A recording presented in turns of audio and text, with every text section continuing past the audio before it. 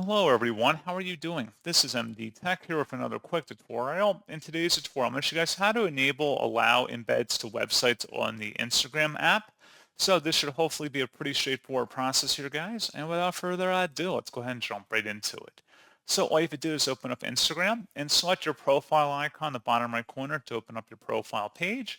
Then select the hamburger icon in the top right, and then you want to scroll down underneath where it says how others can interact with you. And you want to select where it says sharing and reuse. And now that we're on this page, scroll down again underneath where it says website embeds. If you want to enable that ability, have it turned on, just select the on option. And that's all you have to do.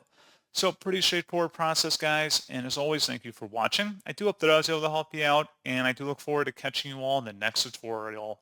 Goodbye.